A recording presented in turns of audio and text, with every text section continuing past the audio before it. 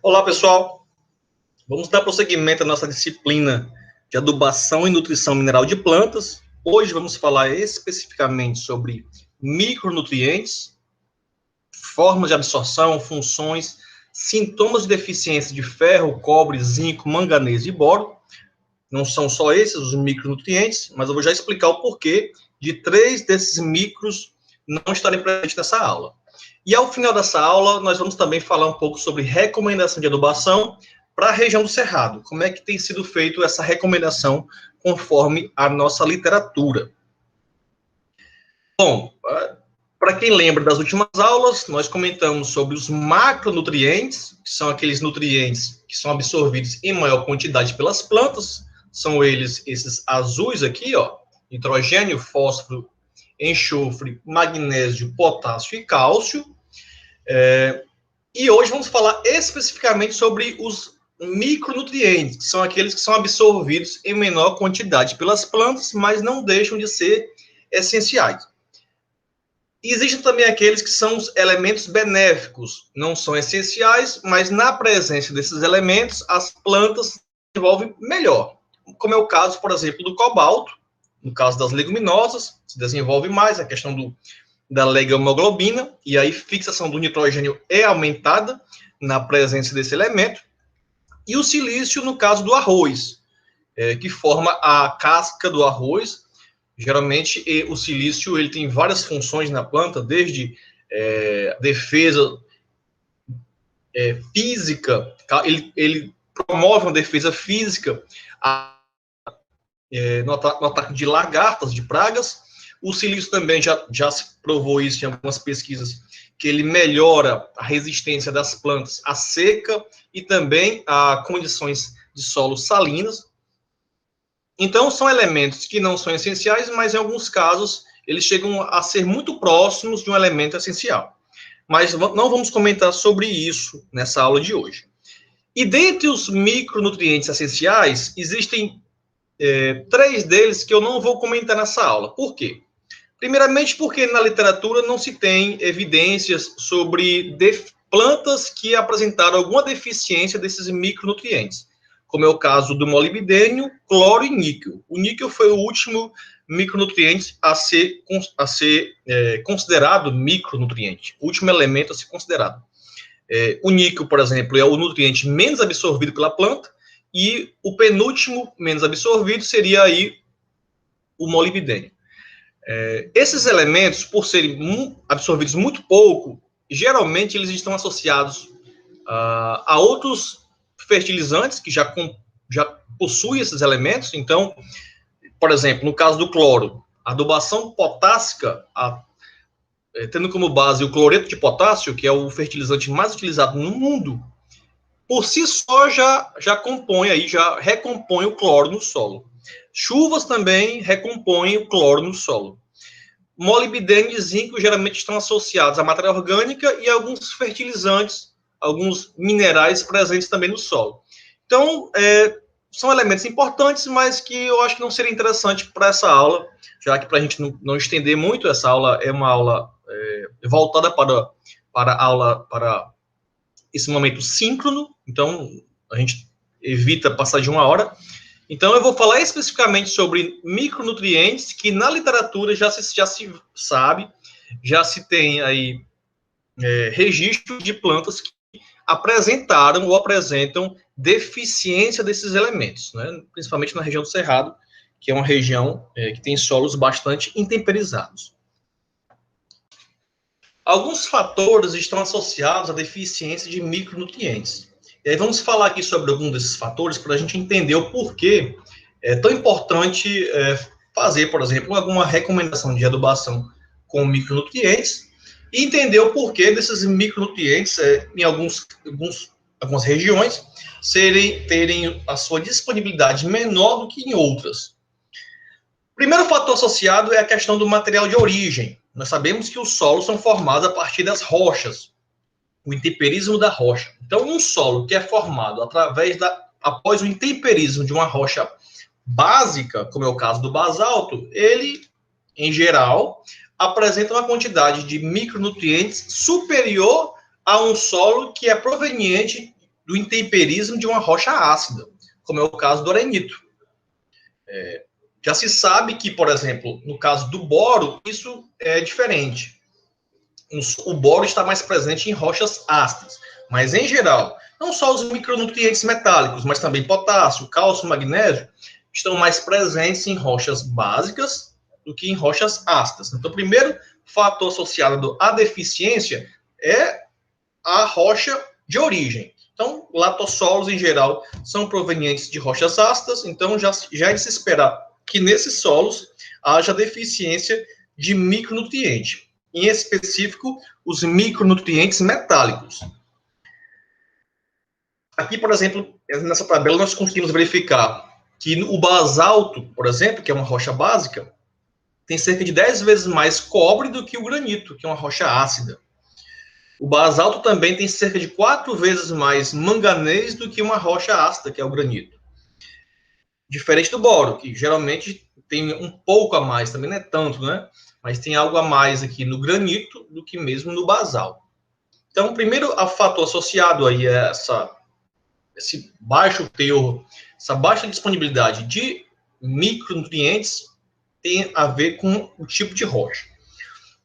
Segundo fator associado à deficiência é a textura do solo e presença de matéria orgânica. Solos arenosos são solos que têm uma baixa capacidade de troca de cátions. Então, solos que têm uma baixa capacidade de troca de cátions e de ânions também, tá bom? CTC e CTA, são solos que não absorvem esses micronutrientes. Se eles não absorvem, esses micronutrientes ficam soltos na solução do solo e são rapidamente lixiviados. Então, solos arenosos são solos aí que têm aí problema de disponibilidade de micronutrientes, porque eles não têm micronutrientes absorvidos para recompor a solução do solo. E também solos pobres em matéria orgânica, né? A matéria orgânica aí é um dos principais fornecedores de micronutrientes, em específico o boro. Então, um solo arenoso e ainda por cima pobre em matéria orgânica é um solo praticamente sem micronutrientes. E aí isso aí pode levar a deficiências visuais nas plantas. Outro fator associado é a aeração do solo. Para quem lembra da questão dessas equações químicas, sabe que um solo onde não há presença de oxigênio, então há uma quantidade reduzida, uma concentração reduzida de oxigênio, ou devido uma elevada umidade do solo, ou então solos compactados, solos que têm uma concentração de oxigênio reduzida, seja por vários fatores que podem incluir compactação, presença de placas em profundidade que faz com que essa água não seja drenada, problemas de drenagem. Solos dessa característica fazem com que os elementos sejam reduzidos. Então, elementos como ferro, manganês, alumínio, cobre, zinco, todos eles, na forma reduzida, eles ficam na forma facilmente absorvida pelas plantas, que são formas como, por exemplo, catiônicas, ferro 2+, manganês 2+. Isso seria até bom do ponto de vista de absorção. A planta conseguiria absorver mais nutrientes, porque eles estão na forma proposta para ser absorvido. Entretanto, essa redução faz com que uma concentração elevada desses micronutrientes fiquem disponíveis em solução e causem uma tal toxicidade, uma eventual toxicidade. É o que acontece com ferro e manganês, na maioria dos casos. Exemplos na literatura que nós verificamos de toxidez de ferro e manganês é devido, basicamente, à alta concentração desses elementos por estarem reduzidos, e essa redução tem a ver com a baixa disponibilidade, baixa concentração de oxigênio. Porque, vamos lá, de forma agora contrária, quando aparece oxigênio no solo, quando há uma drenagem, quando não há problema de encharcamento ou de compactação e o oxigênio entra, aí parte desses elementos que estão reduzidos, eles são oxidados. E aí, por exemplo, óxido de ferro, óxido de manganês, esses elementos não ficam disponíveis para a planta absorver. Então, essa diminuição da disponibilidade facilita o não aparecimento da toxidez. Ok, pessoal? Mas, por outro lado, pode também dificultar a absorção dos nutrientes que elas querem absorver. Então, tem esse jogo aí. Solos que têm problema de drenagem, ou seja, baixa concentração de oxigênio, nutrientes são reduzidos. Nutrientes reduzidos podem ser absorvidos, porém, em grandes quantidades podem ser tóxicos. E elementos onde o solo, onde tem a presença de oxigênio, são oxidados, não são absorvidos pela planta, porque não estão na forma de absorção, porém, também podem levar a uma deficiência. Tem isso aí também, tá bom, pessoal? Outro fator associado e muito importante é o pH do solo. Nós já sabemos que dependendo do pH, o nitrogênio é mais absorvido, ou, por exemplo, o fósforo, nós sabemos que o fósforo é mais absorvido em pH neutro, devido às montanhas de fixação, seja por óxido de alumínio, óxido de ferro, ou então mesmo carbonatos. Não é diferente em relação aos micronutrientes. Tá bom, pessoal? Então, vamos lá. Micronutriente metálico, ferro, cobre, manganês, zinco e níquel, eles são mais disponíveis para a planta em pH ácido. Ok? Vamos lá. pH ácido. O que tem no pH ácido? Solos com uma elevada concentração de hidrogênio. Se o hidrogênio está em concentração no solo, esse hidrogênio que é positivo, ele fica geralmente na forma catiônica, H+. Esse hidrogênio tende a deslocar os outros cátions que estão adsorvidos nos colóides, colocando eles disponíveis, expulsando eles dos colóides e deixando eles disponíveis na solução do solo. Tá certo? Então, vamos lá. pH ácido, muito hidrogênio. Esse hidrogênio, por ser positivo, expulsa principalmente micronutrientes, cálcio, magnésio, dos colóides do solo. Esses nutrientes que foram expulsos dos colóides ficam em suspensão na solução e aí ficam prontamente disponíveis para a planta. Então, quando se faz uma calagem que reduz esse hidrogênio, começa a aumentar as hidroxilas, aí começa a reduzir a disponibilidade, porque esses micronutrientes começam agora a se associar aos óxidos e hidróxidos, não ficam tão disponíveis para a planta, e também eles começam a ficar adsorvidos aos colóides, que antes eles estavam, mas foram expulsos pelo hidrogênio, tá certo? Então, micronutrientes metálicos são mais disponíveis para as plantas em pH ácido. Quando vai aumentando o pH, essa disponibilidade vai diminuindo. Diferente, ou seja, de forma oposta, acontece com molibdênio e cloro, que se comportam como ânions. E aí, quanto maior o pH, maior a disponibilidade desses elementos. Ok? E por último, eu acho que seria o último fator associado, pode ter mais, mas eu basicamente deixei só esses fatores, os mais importantes. Outro fator associado à deficiência de micronutriente é o desbalanceamento entre cátions metálicos. Como assim, professor? Geralmente, quando se tem muito de um elemento no solo, tende-se a ter a absorção reduzida de outros elementos de mesma valência. Então, por exemplo, se há um cátion em grande concentração no solo, automaticamente outros cátions que estão em menor concentração, eles podem sofrer aí, seja por inibição competitiva ou outro fator. Eu vou especificar basicamente aqui hoje a questão da inibição competitiva. Por exemplo, um solo, o que seria isso, né? A presença de um íon A diminui a absorção do íon B, os quais competem pelo mesmo carreador. Então, existem alguns locais na célula que entram nesses locais 2 ou 3 nutrientes. Por exemplo, onde entra potássio, também entra cálcio ou magnésio, que são também cátions. Então, por exemplo, se há um elemento que passa no mesmo local que outro e tem mais de um elemento do que o outro, esse que está em maior quantidade pode diminuir a absorção do outro. é o exemplo, por exemplo, do que acontece com manganês e ferro. Soja com deficiência de manganês provocada pelo excesso de ferro. Então, por exemplo, elevados teores de ferro no solo podem levar à deficiência do manganês, já que o manganês disputa aí pelo mesmo carreador. Elevada concentração de cobre pode dificultar a absorção do zinco. Então, alguns autores até sugerem que, na maioria das vezes, quando você verifica uma toxidez de um elemento, na verdade, você está observando a deficiência de outro.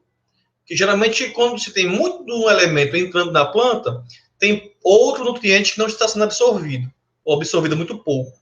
Então, existem algumas teorias que dizem isso. O cobre também, em grande quantidade, também limita a absorção do ferro, e o manganês, em grande quantidade, limita a absorção do zinco.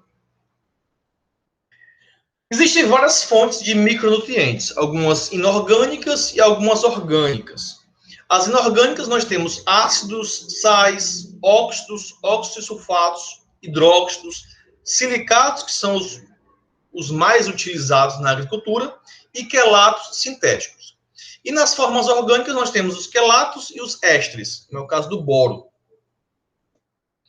O boro, por exemplo, nós temos aí como fonte de boro o ácido bórico, seria o mais utilizado aí, um dos mais utilizados, tanto o ácido bórico como o bórax, que é um sal, ok?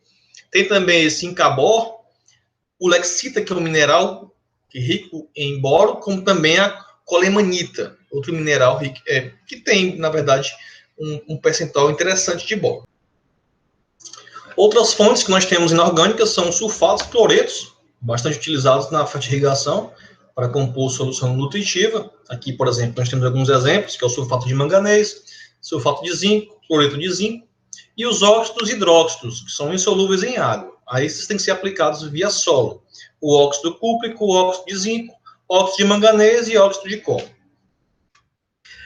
E, por último, uma fonte inorgânica que também tem que ser aplicada em solo, já que eles têm uma baixa solubilidade, são os silicatos. E aí nós temos vários silicatos, eles são também conhecidos popularmente como fritas. Nós temos vários silicatos comercializados.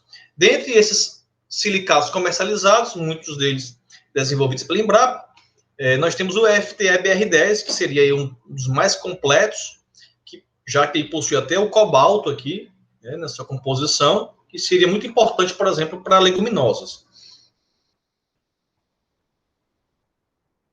Outras fontes orgânicas também são bastante utilizadas, como é o caso da vinhaça, torta de filtro, cinza de caldeira, estercos, fertilizantes, inseticidas, fungicidas também são aplicados e já automaticamente colocam sobre a planta alguns micronutrientes que estão na sua formulação, lodo de esgoto, que é o conhecido como biossólido, resíduos de siderurgia, resíduos de frigoríficos.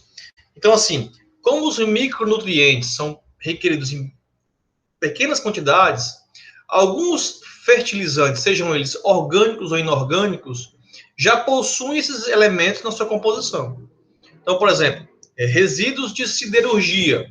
Em alguns silicatos, alguns fertilizantes à base de silicato são formulados através de resíduos de siderurgia. Então, acaba sendo restos, acaba sendo subprodutos que vão servir aí para recompor alguns micronutrientes ao solo.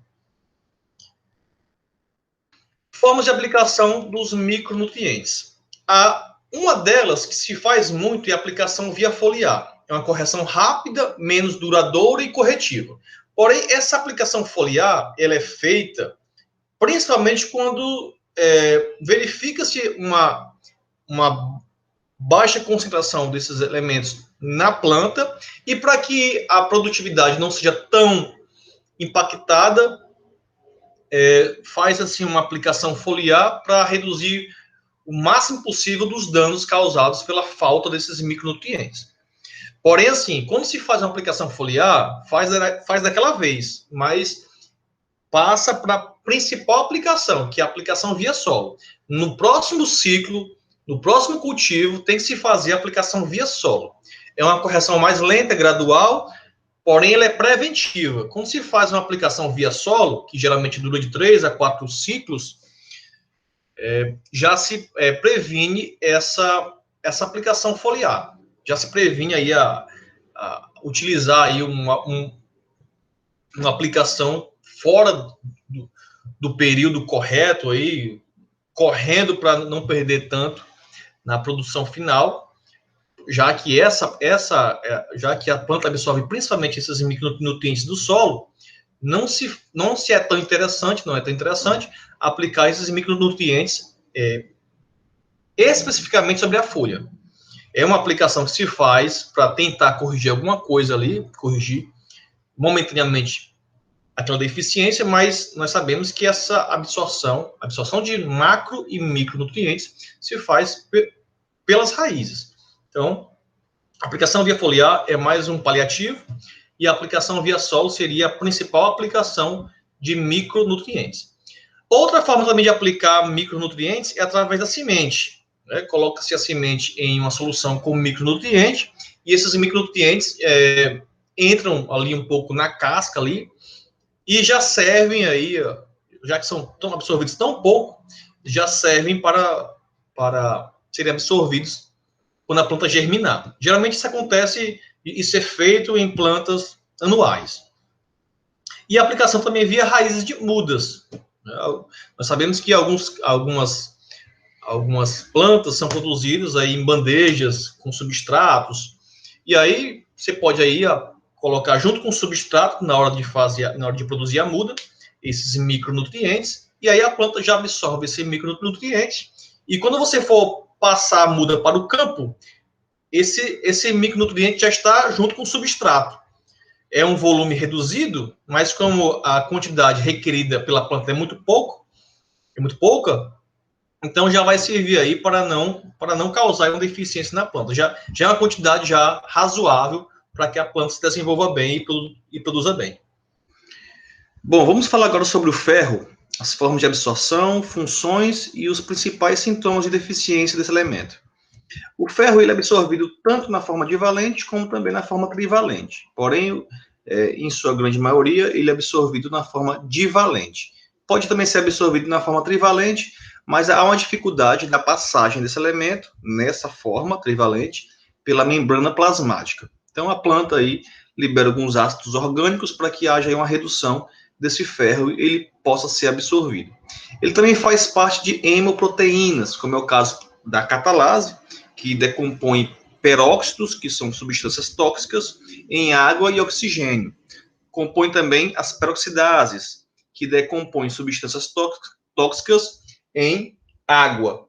E também da leg-hemoglobina, que mantém as tensões de oxigênio baixas próximo à nitrogenase, que é outra enzima responsável pela captação de nitrogênio atmosférico pelas bactérias Rhizóbio. Esse elemento também é responsável pela síntese de clorofila e de proteínas. Dessa forma, os principais sintomas de deficiência é uma clorose nas folhas mais novas, que vai de um tom amarelo claro até o quase branco. Uma característica da falta de ferro é o aparecimento de folhas novas com um aspecto esbranquiçado. Seria a principal característica da falta de ferro. Outro elemento, o zinco, ele é absorvido na forma divalente. Sua função é componente da superóxido dismutase, não só ele, mas também o cobre, tá certo? Que está diretamente envolvida no mecanismo de detoxificação do superóxido gerado na fotossíntese. Então, não só ele, mas também o cobre participa aí dessa detoxificação do superóxido, que também são substâncias tóxicas às células. É também responsável por atividades enzimáticas, componente de grupo prostético, também no metabolismo de carboidratos e na síntese do ácido indolacético. Nós já sabemos que esse hormônio é responsável pelo alongamento e divisão celular. Dessa forma, sem o zinco, a planta não cresce, ok? E isso seria aí a principal característica do sintoma de deficiência desse elemento. A planta apresenta um quadro de nanismo, ou seja, ela fica pequena com os entre internódios curtos, que entre uma folha e outra, né, nós temos ali os internódios, eles ficam curtos. A planta continua a desenvolver as suas folhas, continua a emitir suas folhas, mas ela fica com um aspecto de anã. É o caso, por exemplo, aqui do milho, mostrando esse aspecto. E também a presença de uma listra amarelada próximo ao nervo central. Isso também é uma característica de deficiência de zinco. Aqui mostrando aqui os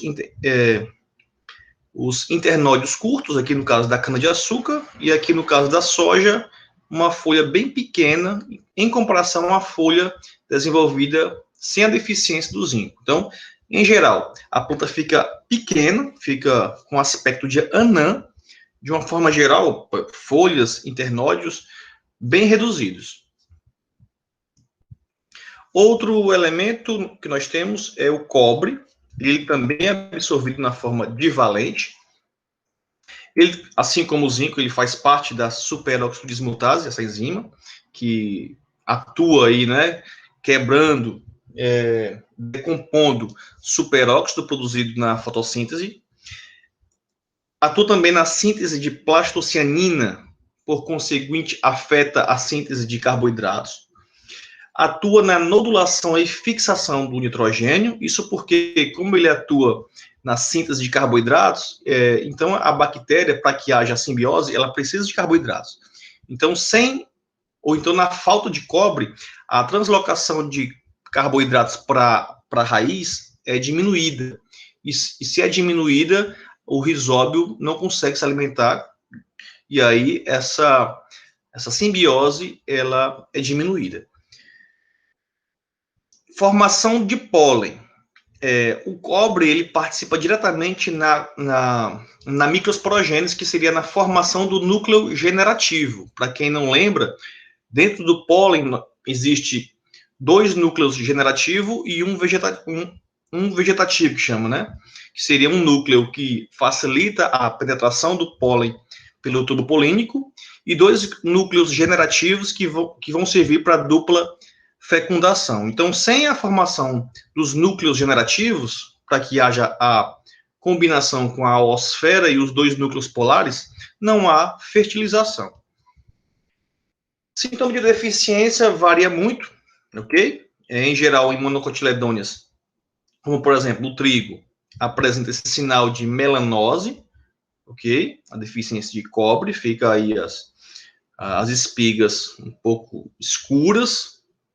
Em folhas de cana-de-açúcar, também trigo, apresenta também esse rabo de chicote, que seria pontas das folhas encurvadas no formato de chicote, e em alguns casos também a folha ela cresce e quebra, fica todas elas assim meio com aspecto de quebrado, não ficam eretas, e isso seriam alguns sinais da deficiência de cobre. No caso aqui, por exemplo, de alface, as plantas apresentam redução no crescimento, mas isso não é tão evidente do que seria realmente a falta de cobre. E um dos exemplos clássicos da deficiência de cobre acontece nos citros, quando os frutos, ou limão, ou laranja, tangerina, apresentam nos frutos esse aspecto de ferida, como se os frutos tivessem com uma ferida, uma casca de ferida. Seria aí a deficiência de cobre. Outro elemento, que nós vamos falar agora, é o manganês. Ele também é absorvido na forma divalente. Dentre as funções dele, se assemelha muito com as funções desempenhadas pelo magnésio, tanto que o sintoma de deficiência desse elemento vai ser muito parecido com os sintomas de deficiência do magnésio, só vai mudar a posição da planta Sintoma de deficiência de magnésio acontece em folhas velhas, região mais velha, e sintoma de deficiência de manganês acontece na região mais nova da planta. Ele atua na fotooxidação da água, ou seja, diretamente na fotossíntese, síntese de proteínas, alongamento e divisão celular. Sintoma de deficiência, basicamente, é o mesmo que acontece em plantas deficientes de magnésio, só que nas folhas mais novas. Então, apresenta aí clorose internerval, ou seja, entre os nervos aparece essa coloração amarelada, mas os nervos não mudam de cor, continuam verdes. Então, essa clorose internerval nas folhas novas, não confundir com magnésio, ok? Acontece também aqui no milho. E por último, o boro, que é absorvido na forma apolar, né, H3BO3, atua na síntese e transporte de carboidratos, no metabolismo de ácidos nucleicos e síntese de proteínas, na síntese de AIA e crescimento da planta, na síntese do ácido indolacético, ou seja, o crescimento da planta é totalmente ligado também à presença do boro, e na germinação do pólen e do crescimento do tubo polínico. Então, vamos lá. No caso do cobre, o problema acontece no pólen. Então, plantas que têm flores masculinas vão ter problema de fertilização, porque esses pólen vão ser estéreis, praticamente, na falta do cobre. Na falta do boro, as flores femininas que vão ter problema, pois não dará para elas, na falta do boro, haverá problema que o pólen desça o tubo polínico, tá certo? Haja aí a abertura do tubo polínico devido à falta do boro. Deficiência do boro é muito peculiar, porque as plantas, na parte mais nova, nas folhas mais novas, apresentam uma deformação. Essas folhas ficam um pouco retorcidas, e isso pode até levar a uma forma de interpretar como se fosse aí um inseto, ou uma bactéria, um fungo, que está causando essa deformação nas folhas mais novas. Então, tem que ter cuidado na hora de fazer essa avaliação para saber se não é problema de doença, por exemplo, que está fazendo com que essas folhas fiquem, assim, todas retorcidas. Isso acontece em plantas dicotiledôneas, monocotiledôneas, mas, em geral, nós verificamos em banana, essa folha mais nova apresenta aqui na ponta um aspecto todo deformado. No caso, por exemplo, de plantas como o tomate, não vai acontecer talvez isso nas folhas, mas apresenta aí os frutos rachados, ok? Esse corte aqui longitudinal, separando os lóculos, isso aí é evidência da falta de boro. E também um sintoma clássico da falta de boro acontece em cenoura, em que os frutos também racham de cima a baixo, né? Cuidado para não confundir distúrbio fisiológico. Há também um distúrbio fisiológico que acontece devido um tempo maior, um tempo relativamente grande, que a planta passa em um solo seco, e aí quando chega uma quantidade muito grande de água no solo, seja pela chuva, pela irrigação, essa planta absorve muito rapidamente essa água e racha. Isso é um problema fisiológico. Tem que ter cuidado para não confundir com a falta de boro. Bom, pessoal, a recomendação de fertilizantes com micronutrientes é bem complexa. Então, para cada cultura, no livro de recomendação, vai ter aí uma quantidade para ser colocada. Eu peguei aqui um exemplo do que nós podemos fazer, por exemplo, para o milho. Existe essa tabela que ela delimita aqui o que seria baixo, médio ou alto para boro, cobre, manganês e zinco, nos métodos de MELIST-1 e DTPA. Então, se você tem análise de solo e tem esses teores de boro, cobre, manganês e zinco, ou MELIST-1 ou DTPA, você consegue identificar em que nível eles estão. Se eles estão baixo, médio ou alto no solo. Sabendo disso, em que nível eles estão, a condição que eles se encontram no solo, você vai no livro, esse livro aqui, que eu já falei, né? De correção do solo e adubação, por exemplo, escolhi aqui a cultura do milho. Aí o que é que diz lá? Se o nível for baixo, a aplicação a lanço de 2 kg por hectare de boro, 2 kg por hectare de cobre, 6 kg por hectare de manganês e 0,4 kg por hectare de molibdênio e 6 kg por hectare de zinco. Essas doses podem ser divididas em 3 partes iguais e aplicadas no suco de semeadura em 3 cultivos sucessivos. Se o nível for médio, aplicar no suco 1/4 dessa dose recomendada. A lanço, né? A primeira dose, se for nível baixo, tem que ser a lanço nessas concentrações aqui, nessas quantidades aí. Se for nível alto, não fazem nenhuma aplicação. O que que diz a recomendação? Que o efeito residual esperado é de 4 a 5 cultivos. Alguns livros trazem que o efeito residual, ou seja, o tempo que você não precisa se preocupar para aplicar novamente, é de 2 ou 3 anos. Então, diz aqui, ó, que o efeito residual esperado de 4 a 5 cultivos, tanto para adubação a lanço, como para aquela feita parcelada no sul. Então, o que você vai ter que conseguir, além dessa recomendação aqui, é o sulfato. São sulfatos lá, sulfato de zinco, sulfato de cobre, e outros elementos, outros fertilizantes que contêm esses micronutrientes. Ou então você encontrar um adubo de fritas, um FTE, BR12, por exemplo, e conseguir fazer um cálculo que chegue próximo ao recomendado pelo livro. Tá ok? Então, de forma assim, bem geral, é assim que se faz a recomendação com fertilizantes à base de micronutrientes. E a gente fica por aqui. Espero que vocês tenham aproveitado essa aula. Quem tiver alguma dúvida pode me encontrar por e-mail ou pelo WhatsApp. Um abraço a todos e até mais.